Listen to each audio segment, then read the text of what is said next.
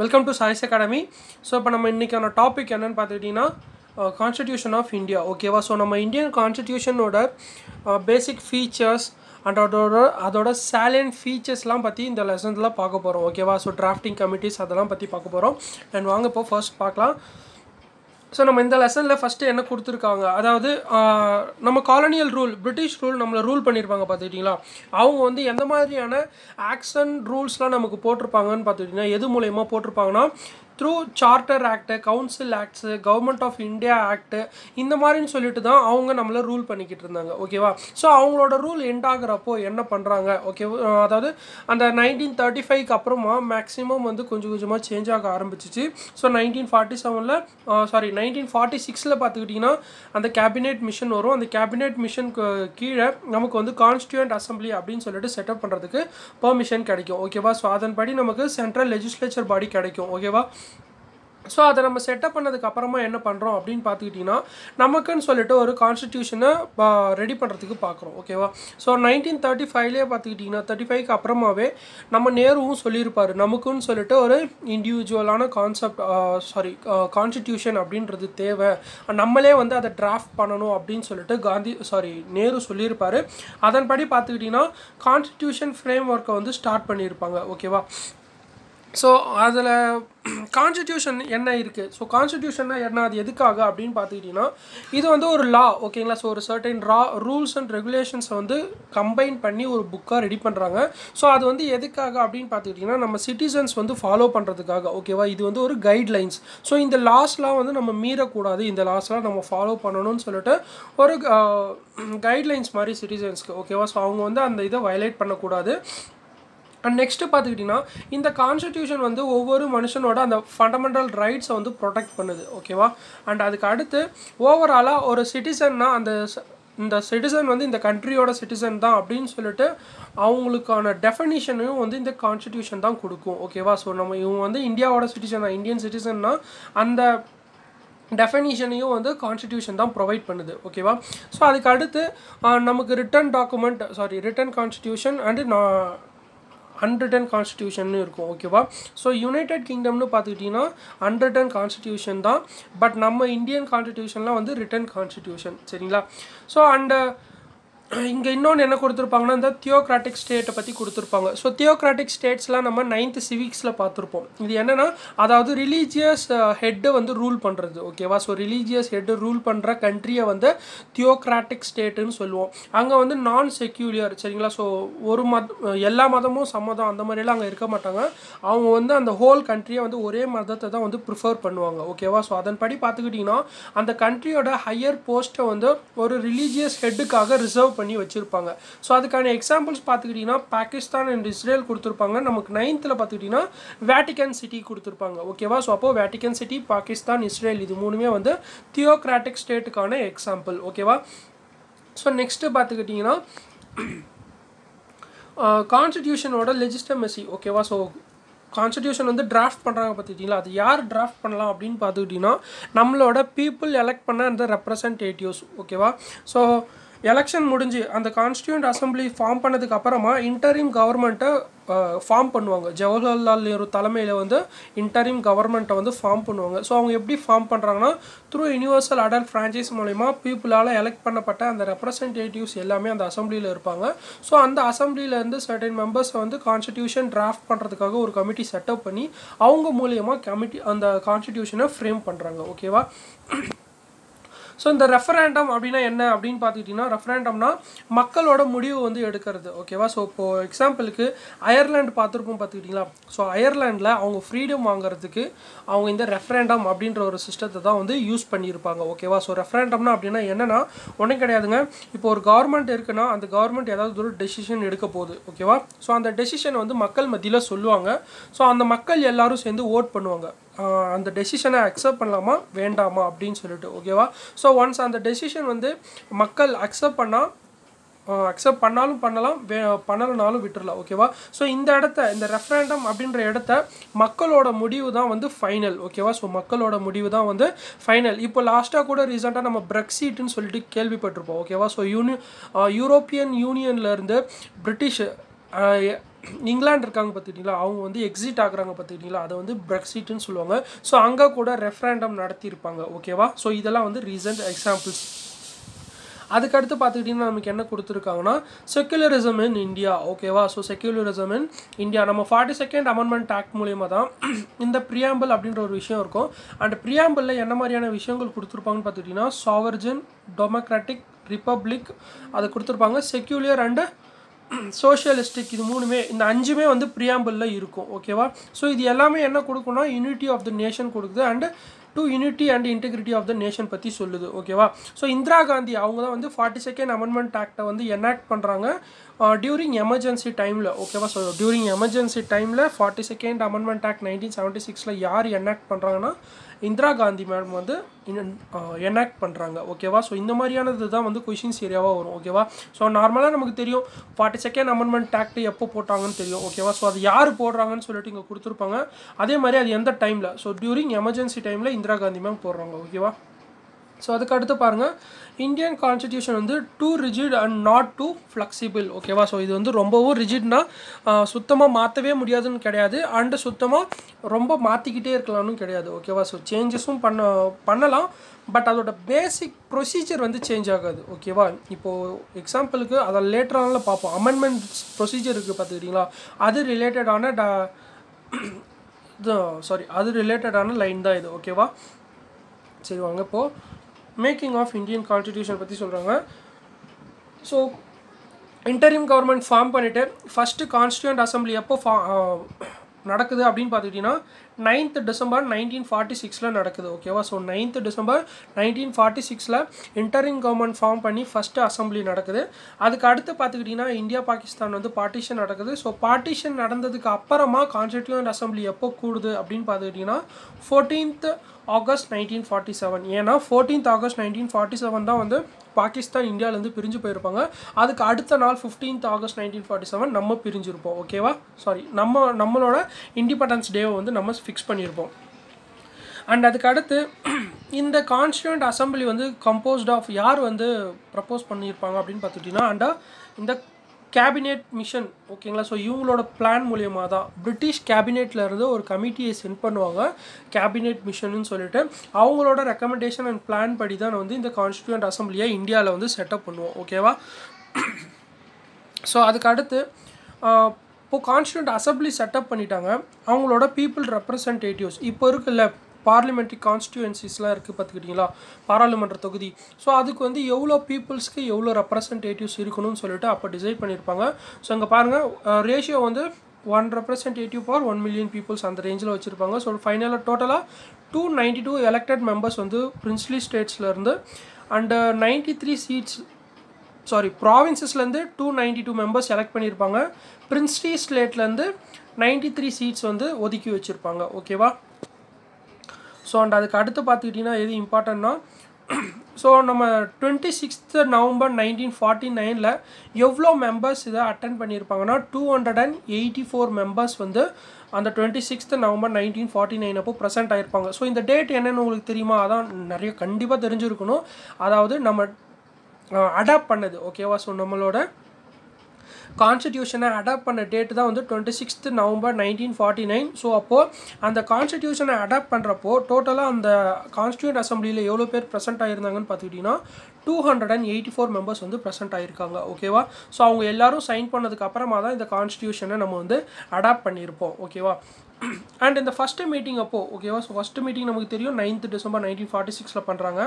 அதுவும் வந்து இங்கே பாருங்கள் 11 o'clock நடந்திருக்குன்னு வித் டைமிங்கோடு கொடுத்துருக்காங்க. ஓகேவா. ஸோ 11 o'clock நடந்திருக்குன்னு சொல்கிறாங்க. எங்கன்னு பார்த்துக்கிட்டிங்கன்னா கான்ஸ்டியூஷன் ஹால் நியூ டெல்லியில் மண்டே நடந்திருக்கு. ஓகேவா. ஸோ டே வரைக்கும் கொடுத்துருக்காங்க. அண்ட் இதோட ஃபர்ஸ்ட் டிபேட் என்னவா இருக்குது? ஸோ ஃபஸ்ட்டு மீட்டிங் அதாவது கவர்மெண்ட் ஃபார்ம் பண்ணிட்டாங்க, அசம்பிளி கூட்டிட்டாங்க. இதோட ஃபஸ்ட்டு டிபேட் என்னவா இருக்குது அப்படின்னு பார்த்துக்கிட்டிங்கன்னா அவங்களோட சேர்மேனை செலக்ட் பண்ணுறது. So election of temporary chairman அதுதான் வந்து அவங்களோட ஃபஸ்ட்டு டிபேட்டாக இருந்துச்சு. அப்போது யாருன்னா ஜேபி கிருபாலனி இருக்காங்க பார்த்துக்கிட்டிங்களா, அவங்க வந்து டாக்டர் சச்சிதானந்த சின்ஹாவை வந்து டெம்பரரி சேர்மேனாக இருங்க அப்படின்னு சொல்கிறாங்க. அதன்படி ஃபஸ்ட்டு கான்ஸ்டியூண்ட் அசம்பிளியோட ஃபஸ்ட்டு சேர்மேனாக யார் வராங்க, டெம்பரரி சேர்மேனாக வந்து டாக்டர் சச்சிதானந்த சின்ஹா வராரு. ஓகேவா. ஸோ அதுக்கு அடுத்து பார்த்துக்கிட்டிங்கன்னா பெர்மனெண்ட்டாக ஒருத்தர் வந்து அப்பாயிண்ட் பண்ணுறாங்க ஓகேவா. ஸோ அது வந்து என்னைக்கு நடக்குதுன்னா வந்து ஃபைனல் மீட்டிங் ஹெல்டு எப்போனா 24th 1st 1950 ஓகேவா. ஸோ இது என்ன டேட் தெரியுதா, 24th January 1950. ஸோ இந்த டேட்டில் வந்து ராஜேந்திர பிரசாத்தை வந்து அவங்களோட சேர்மேனாக அக்செப்ட் பண்ணிக்கிறாங்க, பெர்மனெண்ட் சேர்மேனாக ராஜேந்திர பிரசாத். ஸோ அந்த டைட்டில் வந்து சைனிங் ஆஃப் கான்ஸ்டிடியூஷன் ஓகேவா. ஸோ சைனிங் ஆஃப் கான்ஸ்டிடியூஷன் சொல்லிட்டு வருது. அண்ட் அதுக்கு அடுத்து பாருங்கள், ஸோ டோட்டலாக 12 வால்யூம்ஸ் இருக்குது கான்ஸ்டியூண்ட்டில், 12 வால்யூம்ஸ் இருக்குது. அது எவ்வளோ நாள் இவங்க டிபேட் பண்ணியிருக்காங்க ஃபஸ்ட்டு டேலேருந்து 24th Jan 1950 வரைக்கும் இதை வந்து டிபேட் பண்ணியிருக்காங்க ஓகேவா. ஸோ நீங்கள் பாருங்கள், சாரி ஓகே. ஸோ அதன்படி பார்த்துக்கிட்டிங்கன்னா எந்த வால்யூம் எந்த டேட்டில் வந்து இவங்க டிபேட் பண்ணியிருக்காங்க அப்படின்னு சொல்லிட்டு இங்கே டேபிள் காலமில் கொடுத்துருக்காங்க. இந்த டேபிள் காலம் ஜஸ்ட்டு பார்த்து வச்சுக்கோங்க ஓகேவா. ஸோ எந்த டேயில் எந்த டேட்டில் என்ன வால்யூம்ஸ் வந்து டிபேட் பண்ணியிருக்காங்க அப்படின்னு சொல்லிட்டு கொடுத்துருப்பாங்க ஓகேவா. ஸோ அதுக்கடுத்து பார்த்துக்கிட்டிங்கன்னா நம்மளோட sources of Indian constitution. So நம்மளோட இந்தியன் கான்ஸ்டிடியூஷன் பொறுத்த வரைக்கும் நம்மளே ஓனாக க்ரியேட் பண்ணதுன்னு கேட்டால் கண்டிப்பாக கிடையாது. நிறைய நாட்டிலேருந்து அவங்களோட கான்ஸ்டிடியூஷன் சட்டத்திட்டத்திலேருந்து தான் நம்ம வந்து எடுத்து வச்சுருப்போம் ஓகேவா. ஸோ மெயினாக பார்த்துக்கிட்டிங்கன்னா 60% ஆஃப் த இந்தியன் கான்ஸ்டிடியூஷன் எங்கேருந்து எடுத்திருப்பாங்கன்னா இந்த கவர்மெண்ட் ஆஃப் இந்தியா ஆக்ட் 1935 இருக்குது பார்த்துக்கிட்டிங்களா, இதிலேருந்து 60% எடுத்திருப்பாங்க. ரிமைனிங் 40% வந்து வெளியே மற்ற நாடுகள்லேருந்து எடுத்திருப்பாங்க ஓகேவா. ஸோ அது என்னென்ன எடுத்திருப்பாங்கன்னு சொல்லிட்டு கீழே அழகாக கொடுத்துருக்காங்க. இது ரொம்ப இம்பார்ட்டன்ட் சரிங்களா. ஸோ எந்த நாட்டிலேருந்து என்ன எடுத்திருக்காங்கன்னு சொல்கிறது சோர்சஸ் ஆஃப் கான்ஸ்டிடியூஷன் ரொம்பவே இம்பார்ட்டன்ட் சரிங்களா. ஸோ இது எல்லாத்தையும் நல்லா பார்த்து வச்சுக்கோங்க. இந்த டேபிள் காலம் ரொம்ப ரொம்ப ரொம்ப இம்பார்ட்டன்ட். இதில் ஒரு மிஸ்டேக் இருக்குது, என்னென்னு பார்த்துக்கிட்டிங்கன்னா கனடியனில் வந்து கன்கரண்ட் லிஸ்ட்டுன்னு கொடுத்துருப்பாங்க. கன்கரண்ட் லிஸ்ட்டு கனடியன் கான்ஸ்டிடியூஷன்லேருந்து எடுத்துக்க மாட்டோம், ஆஸ்திரேலியாவிலேருந்து எடுத்திருப்போம் ஓகேவா. ஸோ ஆஸ்திரேலியாவிலேருந்து ஃபெடரல் லிஸ்ட் அப்படின்ற ஒரு விஷயத்தை வந்து கன்கரண்ட் லிஸ்ட்டாக நம்ம எடுத்திருப்போம் ஓகேவா. ஸோ இது ஒன்று மட்டும் சேஞ்ச் பண்ணிக்கோங்க, ரிமைனிங் இருக்கிறது எல்லாமே வந்து கரெக்டு தான் ஓகேவா. ஸோ நல்லா படிச்சுக்கோங்க, ரொம்ப இம்பார்ட்டன்ட் சரிங்களா. அண்ட் அதுக்கு அடுத்து பார்த்துக்கிட்டிங்கன்னா நம்ம இந்தியாவோட கான்ஸ்டிடியூஷனோட சாலியன் ஃபீச்சர்ஸ் பற்றி கொடுத்துருக்காங்க. ஸோ வேர்ல்டுலேயே வந்து ரொம்ப லென்த்தியஸ்டான கான்ஸ்டிடியூஷன் எதுன்னு பார்த்துக்கிட்டிங்கன்னா நம்ம இந்தியன் கான்ஸ்டிடியூஷன் தான் வந்து ரொம்ப லாங்கஸ்ட் கான்ஸ்டிடியூஷனாகவும் இருக்குது சரிங்களா. ஸோ எதனால் ரொம்ப லென்த்தியஸ்ட் ரிட்டன் கான்ஸ்டிடியூஷனாக இருக்குது அப்படின்னு பார்த்துக்கிட்டிங்கன்னா நமக்கு நாமே ஒரு ரூல்ஸை செட் பண்ணியிருந்தோன்னா கொஞ்சம் கம்மியாக தான் செட் பண்ணியிருப்போம் ஓகேவா. ஆனால் எந்த ஒரு தப்பும் வந்துடக்கூடாது அப்படின்றதுக்காக நிறைய நாடுகளுக்கு ஓகேவா. ஸோ அம்பேத்கரை வந்து நிறைய நாடுகளுக்கு அனுப்பி அந்தந்த நாடுகளில் என்ன மாதிரியான சட்டங்களை வந்து பின்பற்றுறாங்கன்னு சொல்லிட்டு செக் பண்ணிட்டதுக்கு அப்புறமா தான் அந்த நாடுகளோட இம்பார்ட்டண்டான முக்கியமான சட்டங்களை எடுத்துகிட்டு வந்து நம்ம இந்தியன் கான்ஸ்டிடியூஷனில் வச்சுருப்பாங்க ஓகேவா. ஸோ அதனால தான் வந்து ரொம்ப லென்த்தியஸ்ட் ரிட்டன் கான்ஸ்டிடியூஷனாக இந்தியன் கான்ஸ்டிடியூஷன் இருக்குது சரிங்களா. ஸோ அதுக்கடுத்து பார்த்துக்கிட்டிங்கன்னா நம்மளது வந்து ரிஜிட் ஆஸ் வெல் அஸ் ஃப்ளெக்சிபிள்னு இருக்குது ஓகேவா. ஸோ இந்தியன் கான்ஸ்டிடியூஷனை வந்து ரிஜிட் ஆஸ் வெல் அஸ் ஃப்ளெக்சிபிள்னு சொல்லுவாங்க. நெக்ஸ்ட்டு இந்த சோஷியலிஸ்ட்டு வந்து எப்போ நம்ம கான்ஸ்டிடியூஷனில் அடாப்ட் பண்ணுவோம், சோஷியலிஸ்ட் அப்படின்ற ஒரு டேர்மை கான்ஸ்டிடியூஷனில் எப்போ அடாப்ட் பண்ணுவோம்னா 42nd Amendment Act 1976 அப்புறமா தான் அடாப்ட் பண்ணுவோம் ஓகேவா.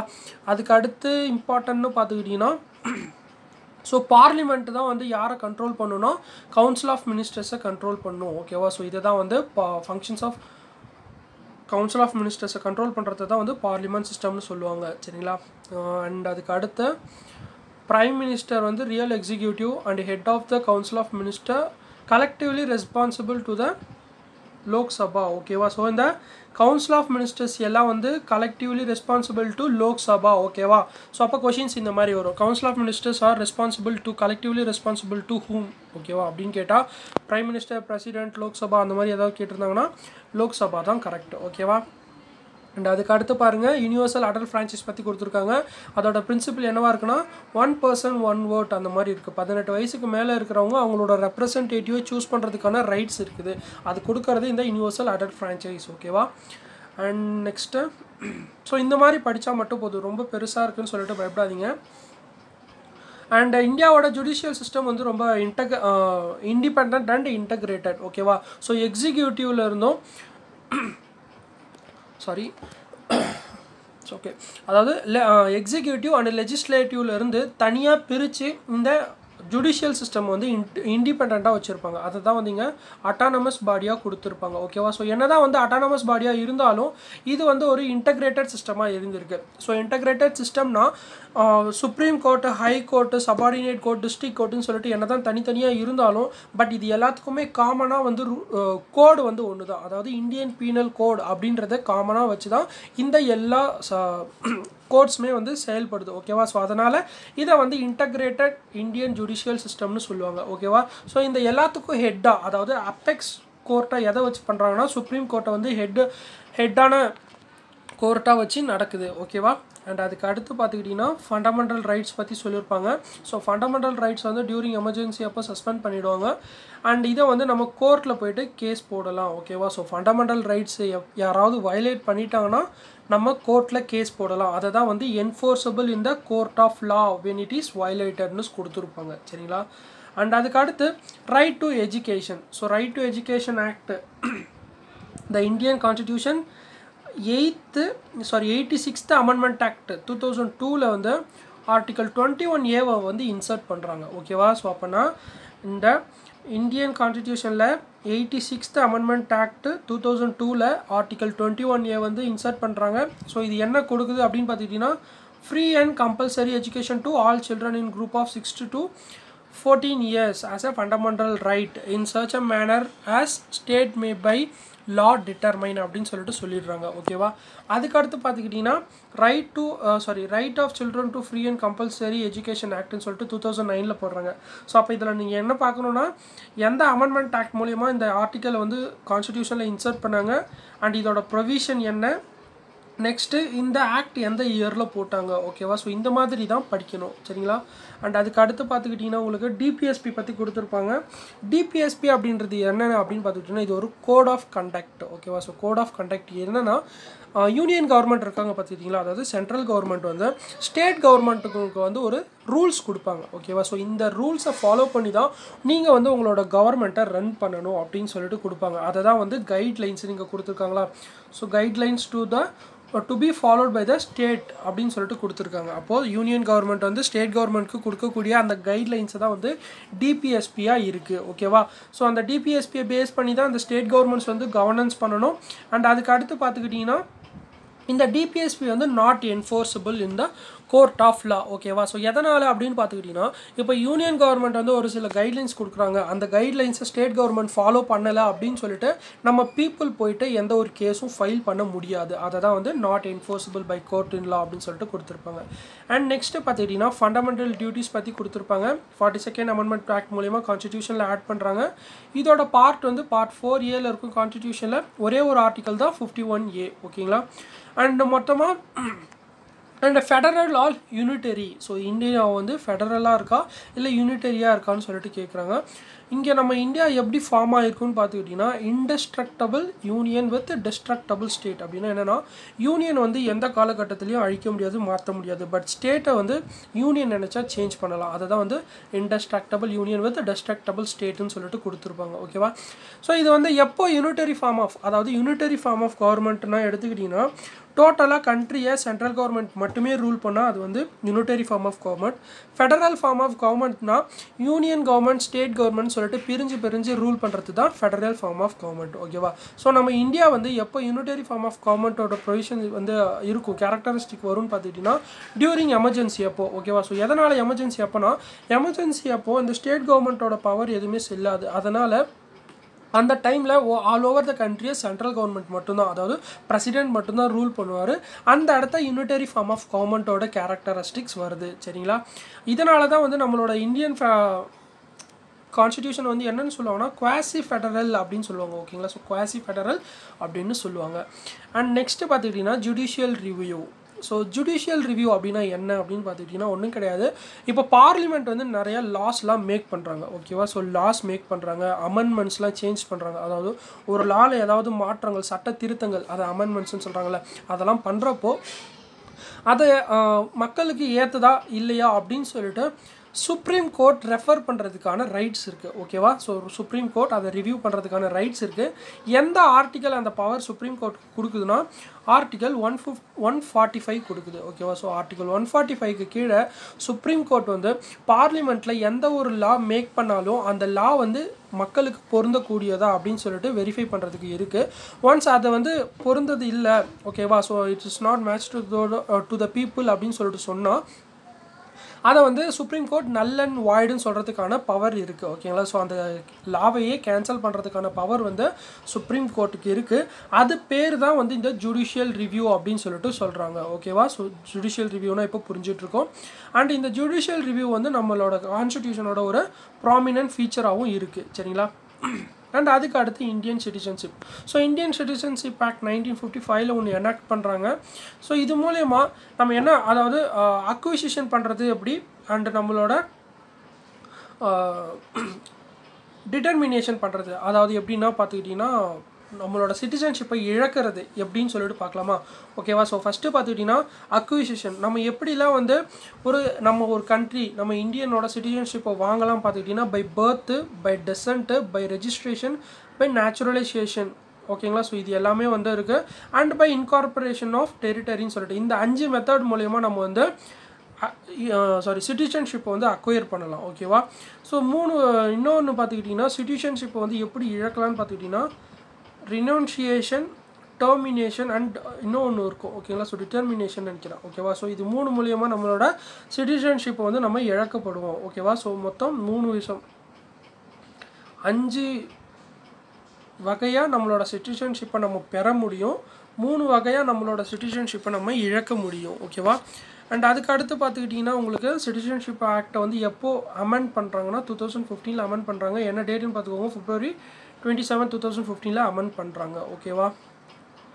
ஸோ நெக்ஸ்ட்டு பார்த்துக்கிட்டிங்கன்னா ஃபண்டமெண்டல் ரைட்ஸ் பற்றி கொடுத்துருக்காங்க. ஃபண்டமெண்டல் ரைட்ஸ் நம்ம கான்ஸ்டிடியூஷனில் பார்ட் 3ல் இருக்குது, பார்ட் 3ல் இருக்குது. மொத்தம் நமக்கு 6 கேட்டகரைஸ் கொடுத்துருக்காங்க, 6 ஃபண்டமெண்டல் ரைட்ஸ். என்னென்னா right to equality, right to freedom, right against exploitation, right to freedom of religion and 5th பார்த்துக்கிட்டிங்கன்னா culture and educational rights, last right to constitutional remedies ஓகேவா. And அந்த 31st article 31 வந்து right to property அப்படின்னு சொல்லிட்டு ஸ்டார்டிங்கில் இருந்துச்சு fundamental ரைட்டில். But இது நிறைய இஷ்யூஸ் வந்ததுனால 44th அமெண்ட்மெண்ட் ஆக்ட் 1978 என்ன பண்ணிட்டாங்கன்னு பார்த்துக்கிட்டிங்கன்னா ஃபண்டமெண்டல் ரைட்ஸ்லேருந்து இந்த ஆர்டிக்கல் 31 வந்து ஒமிட் பண்ணிட்டாங்க ஓகேவா. ஸோ ரிமூவ் பண்ணிவிட்டு ஆர்டிக்கல் 300A அப்படின்னு சொல்லிட்டு ஒரு ஆர்டிக்கலை புதுசாக இன்சர்ட் பண்ணிட்டாங்க. ஸோ இந்த ஆர்டிக்கல் 300A வந்து 31ஓட அதே ப்ரொவிஷன்ஸ் தான் வச்சுருக்கோம். பட் இது வந்து ஃபண்டமெண்டல் ரைட்லேருந்து லீகல் ரைட்டுக்கு சேஞ்ச் பண்ணிட்டாங்க ஓகேவா. ஸோ ஃபண்டமெண்டல் ரைட்லேருந்து லீகல் ரைட்டுக்கு சேஞ்ச் பண்ணிட்டாங்க ஓகேவா. அண்ட் அதுக்கு அடுத்து பார்த்துக்கிட்டிங்கன்னா நமக்கு அதாவது கான்ஸ்டியூஷனல் ரெமெடி இருக்குது பார்த்துக்கிட்டிங்களா, அதுக்கு என்ன ஆர்டிக்கல்னால் ஆர்டிக்கல் 32 ஓகேவா. ஸோ அதை பற்றி சொல்லியிருப்பாங்க. நெக்ஸ்ட்டு இந்த ஃபண்டமெண்டல் ரைட்ஸுன்றது வந்து நாட் அப்சல்யூட் அப்படின்னா என்னென்னு பார்த்துக்கிட்டிங்கன்னா எப்பயுமே கேன்சல் பண்ண முடியாது அப்படின்றதுக்கு அர்த்தம் ஓகேவா. ஸோ அப்படின்னு கிடையாது. ஏன்னா டியூரிங் எமர்ஜென்சி டைமில் கண்டிப்பாக இந்த ஃபண்டமெண்டல் ரைட்ஸ்லாம் எல்லாமே கேன்சல் ஆகப்படுதா, அப்போனா இதை வந்து நாட் அப்சல்யூட்னு தான் சொல்ல முடியும் ஓகேவா. அப்சல்யூட்னா எப்பயுமே வந்து இதை கேன்சல்வே பண்ண முடியாதுன்றதுக்கு அர்த்தம். பட் ஃபண்டமெண்டல் ரைட்ஸ் அப்படி கிடையாது. ஏன்னா டியூரிங் எமர்ஜென்சி டைமில் இந்த ஃபண்டமெண்டல் ரைட்ஸ் எதுவுமே வந்து செல்லாது. ஸோ அதனால் இட் இஸ் நாட் அப்சல்யூட் ஓகேங்களா. அண்ட் அதுக்கு அடுத்து பாருங்கள், ஸோ டிபிஎஸ்பி பற்றி திரும்பி சொல்லியிருப்பாங்க. ஸோ டிபிஎஸ்பியில் வந்து நமக்கு சோஷியோ எக்கனாமிக் ஜஸ்டிஸை பற்றி சொல்லியிருப்பாங்க. And part 4 of the Indian constitution DPSP பற்றி சொல்லும். இதில் வந்து ப்ரொவிஷன்ஸ் ஃபார் பப்ளிக் அசிஸ்டன்ஸு இந்த டீட்டெயில்ஸ்லாம் கொடுத்துருப்பாங்க, நல்லா பார்த்துக்கோங்க. டிபிஎஸ்பி பொறுத்த வரைக்கும் 3 விஷயமாக பிரிச்சுருப்பாங்க ஓகேவா. So Gandhian list, social list and liberal லிஸ்ட்டுன்னு சொல்லிட்டு 3 லிஸ்ட்டாக பிரிச்சுருப்பாங்க. ஸோ ஏற்கனவே பார்த்துருப்போம் டிபிஎஸ்பி இஸ் நாட் ஜஸ்டிஃபையபிள் அப்படின்னு சொல்லிட்டு முன்னாடியே பார்த்துருப்போம் இல்லையா, நான் என்ஃபோர்ஸபிள்னு சொல்லிட்டு. ஸோ அது இங்கே சொல்லியிருக்காங்க. நெக்ஸ்ட்டு காந்தி வர்சஸ் அம்பேத்கர் பஞ்சாயத் ராஜ் இருக்குது பார்த்துக்கிட்டிங்களா, அதை பற்றி கொடுத்துருக்காங்க ஓகேவா. ஸோ காந்தி எப்பயுமே வந்து பஞ்சாயத்து ராஜ் தான் வந்து விரும்புவார். ஸோ அதை பற்றி இங்கே அவர் சொல்லியிருப்பார். இந்த ஸ்டேட்மெண்ட் அவர் சொன்னது நோட் பண்ணிக்கோங்க. அண்ட் இந்த ஸ்டேட்மெண்ட்டும் காந்தி சொல்லியிருப்பார் சரிங்களா. நெக்ஸ்ட் இந்த டயக்ராமில் இருக்க ஸ்டேட்மெண்ட் பார்த்துக்கோங்க.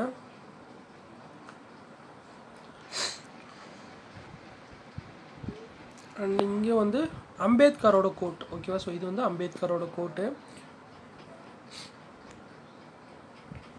ஓகே, ஸோ இந்த இதில் என்ன சொல்லியிருப்பாங்கன்னா, ஒரிஜினலாக கான்ஸ்டியூஷன் ஃப்ரேம் பண்ணுறப்போ பஞ்சாயத் ராஜ் அப்படின்ற ஒரு வேர்டே வந்து யூஸ் பண்ணியிருக்க மாட்டார். ஏன்னா அம்பேத்கர் வந்து இந்த பஞ்சாயத் ராஜ் விஷயத்தை பிடிக்காது, அதனால் அந்த வேர்டையே வந்து இதில் யூஸ் பண்ணியிருக்க மாட்டார்.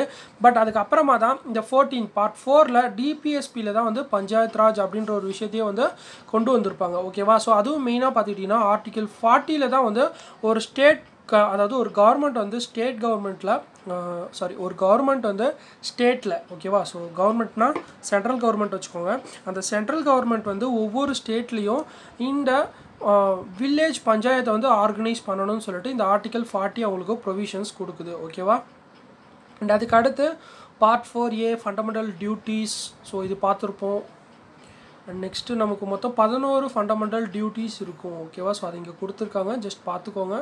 அண்ட் 10th தான் உங்களுக்கு இந்த கே இருக்குல்ல, இந்த கே வந்து எப்போ ஆட் பண்ணாங்கன்னு சொல்லிட்டு 10th புக்கில் கொடுத்துருப்பாங்க. ஓகேவா, ஸோ அதை பார்த்துக்கோங்க.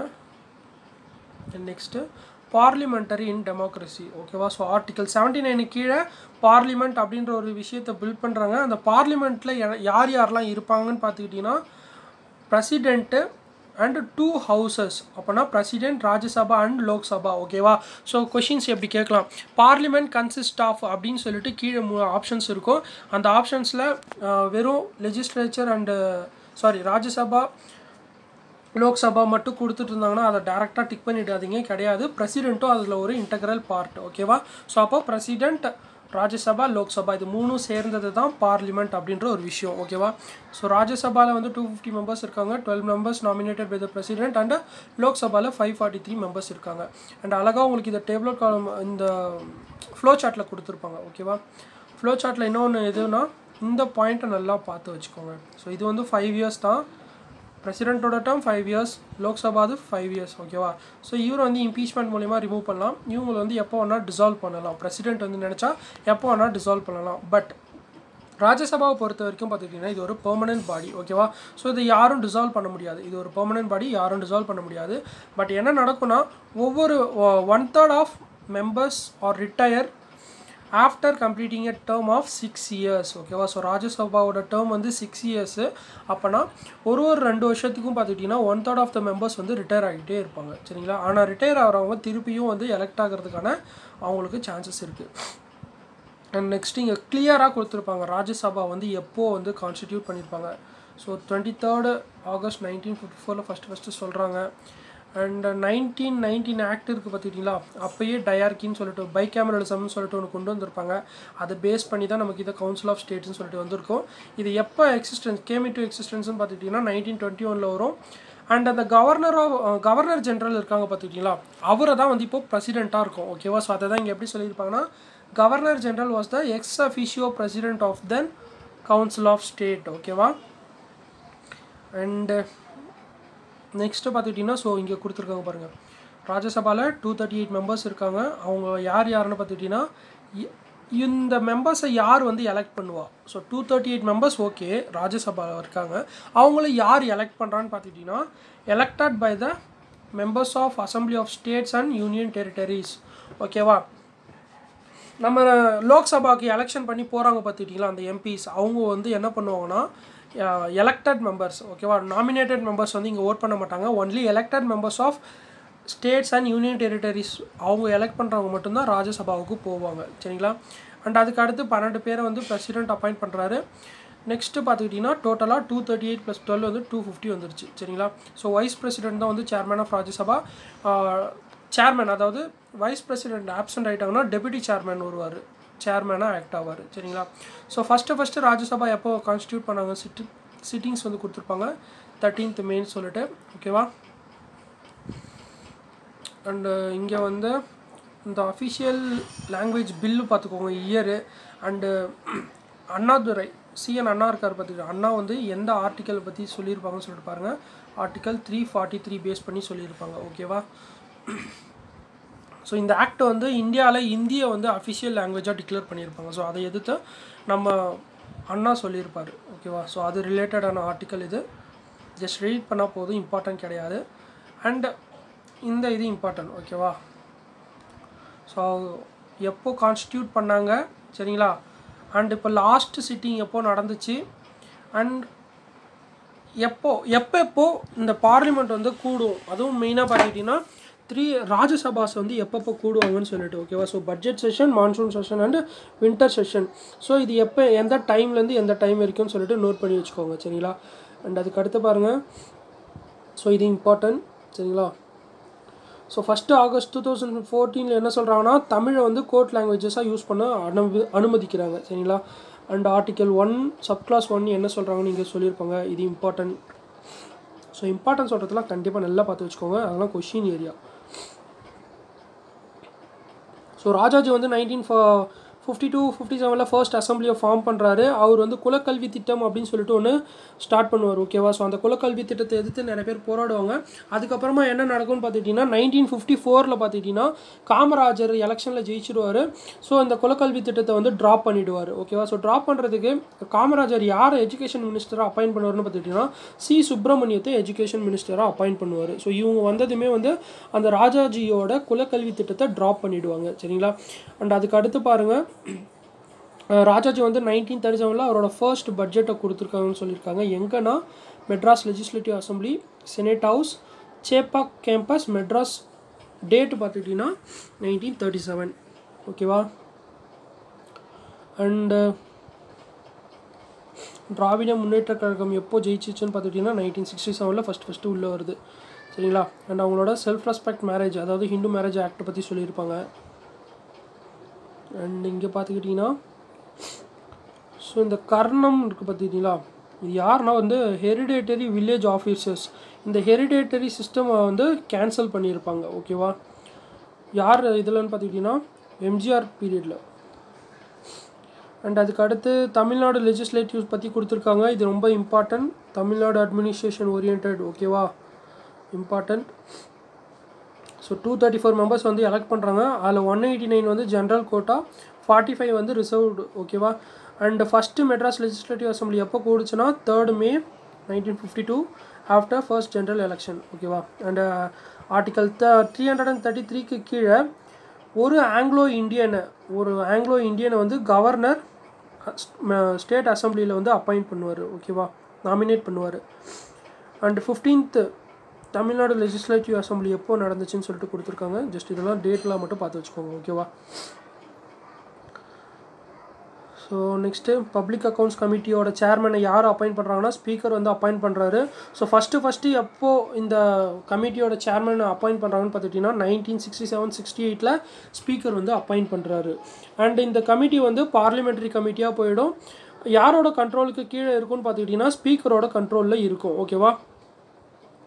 தென் நெக்ஸ்ட்டு பாருங்கள் Mandal commission. So Mandal commission என்னென்னு பாருங்கள், அதோட ஜட்ஜ்மெண்ட் வந்து November 1992 கொடுக்குறாங்க.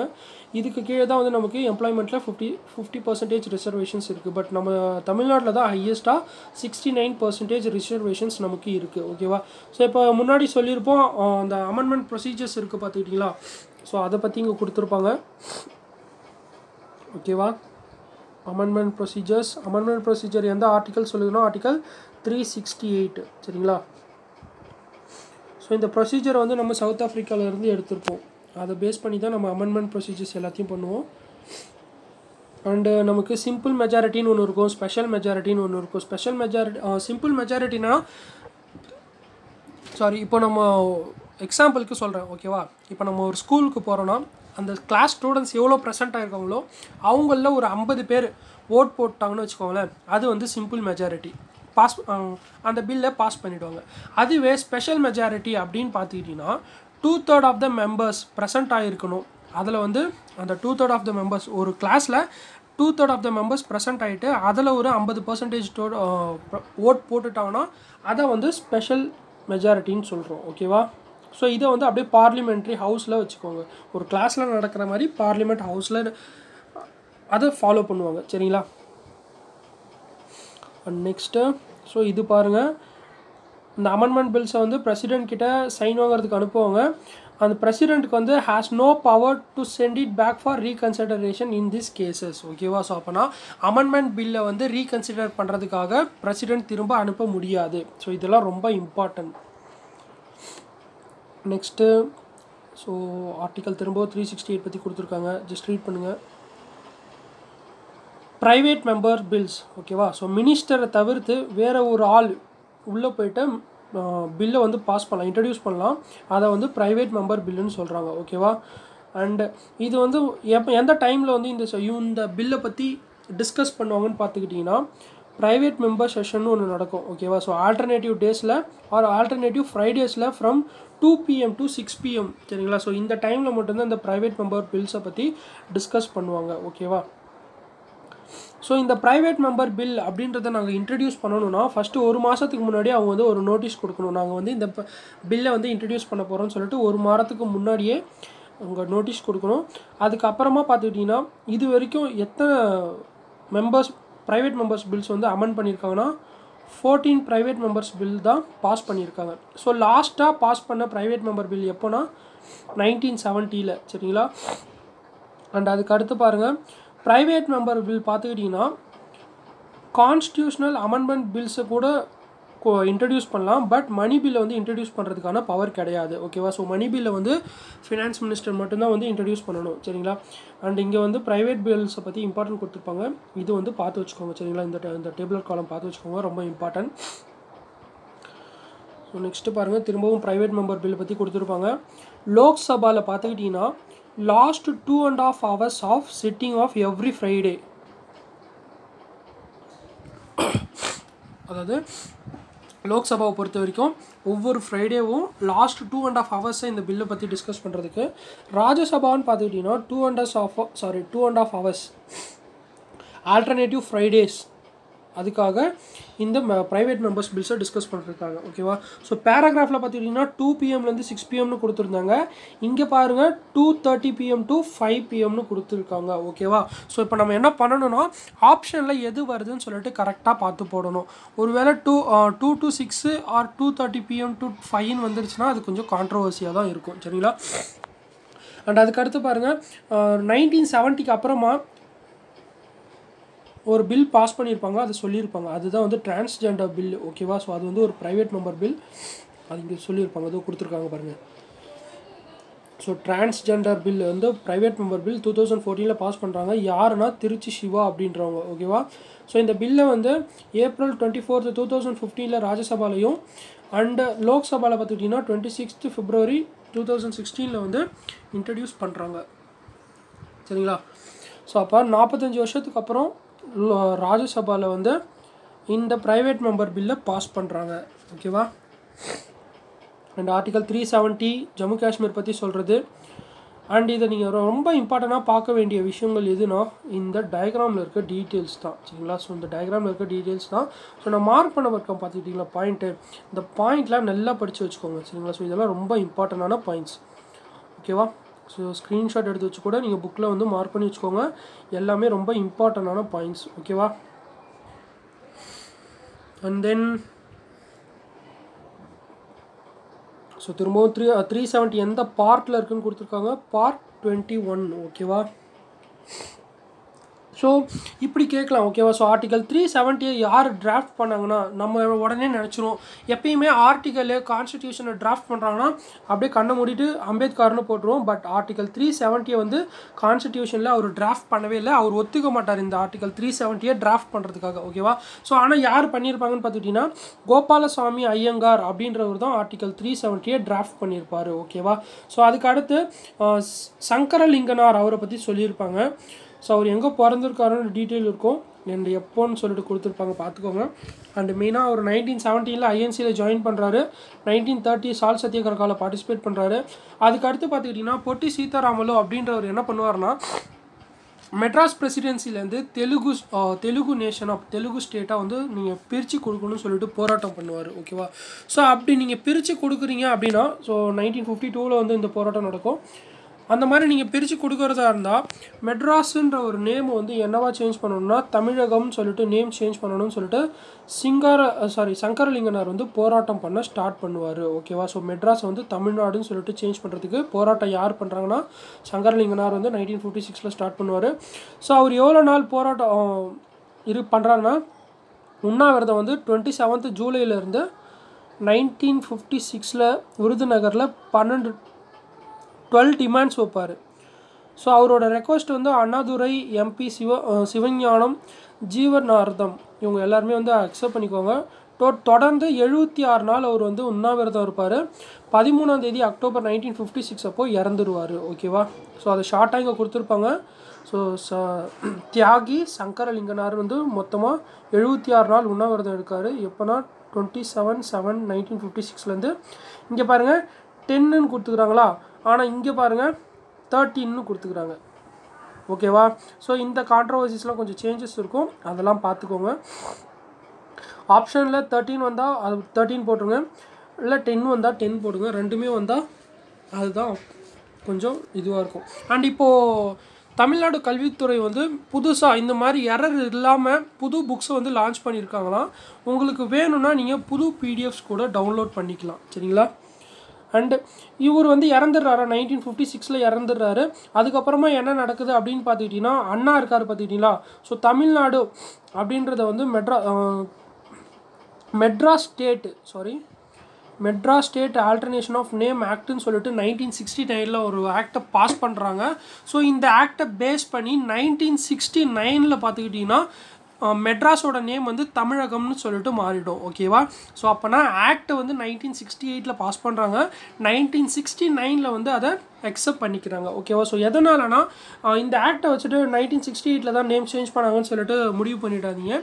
அந்த ஆக்ட் 1968 பாஸ் பண்ணுறாங்க, 1969 தான் தமிழகம்னு சொல்லிட்டு நேம் சேஞ்ச் பண்ணுறாங்க. நமக்கு அது வந்து ஓல்டு 10th புக் இருக்குது பார்த்துக்கிட்டிங்களா, அதில் வந்து கொடுத்துருப்பாங்க. ஓகேவா? அண்ட் இதோட முடிஞ்சிருக்கும். அண்ட் லாஸ்ட்டாக உங்களுக்கு வந்து இந்த செலக்ட் கமிட்டி அப்படின்னு சொல்லிட்டு ஒன்று கொடுத்துருப்பாங்க, செலக்ட் கமிட்டி பற்றி கொடுத்துருப்பாங்க, அண்ட் ஜாயின்ட் சிட்டிங் பற்றி கொடுத்துருப்பாங்க. சரிங்களா? ஸோ இது வந்து இந்த பாக்ஸ் ரொம்ப இம்பார்ட்டன்ட். ஸோ ஜாயின்ட் சிட்டிங் அப்படின்னா என்னென்னா, ஒரு பில் பாஸ் பண்ணி 6 மாதம் வரைக்கும் எந்த ஒரு முடிவும் எடுக்காமல் டெட்லாக்கில் மாட்டிக்கும். ஓகேவா? ஸோ எந்த ஒரு டெசிஷனும் எடுக்காமல் 6 மாதத்துக்கு மேலே போயிடுச்சுன்னா அந்த பில்லை பற்றி பேசுகிறதுக்காக ஜாயின்ட் சிட்டிங் வந்து பிரசிடெண்ட் அரேஞ்ச் பண்ணுவார். அரேஞ்ச் பண்ணிவிட்டு யார் அந்த ஜாயின்ட் சிட்டிங்கை வந்து ப்ரிசைட் பண்ணுவா, அதாவது அதோட ஹெட்டாக யார் வருவாங்கன்னு பார்த்துக்கிட்டிங்கன்னா ஸ்பீக்கர் தான் வருவார். ஓகேங்களா?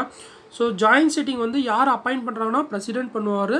அதே மாதிரி யார் ப்ரிசைட் பண்ணுவார்னா ஸ்பீக்கர் ப்ரிசைட் பண்ணுவார். ஓகேவா? இந்த ஜாயின்ட் சிட்டிங்கிறது எந்த மாதிரியான பில்ஸ்க்கு கிடையாதுன்னு பார்த்துக்கிட்டிங்கன்னா கான்ஸ்டியூஷன் அமெண்ட்மெண்ட் பில்ஸ்க்கும் மணி பில்ஸ்க்கும் இந்த ஜாயின்ட் சிட்டிங் கிடையாது. மீதி இருக்க எல்லா பில்ஸ்க்குமே ஜாயின்ட் சிட்டிங் உண்டு. ஓகேவா? ஸோ இதோட இந்த லெசன் முடிஞ்சிருச்சு. ஸோ அவ்வளோதாங்க இந்த கான்ஸ்டியூஷனோட இந்தியா பேஸ் வச்சு. ஓகேவா? ஸோ ஓகே, நல்லா படிங்க. All the best. நெக்ஸ்ட் வீடியோவில் பார்க்கலாம். ஓகேவா? தேங்க்யூ.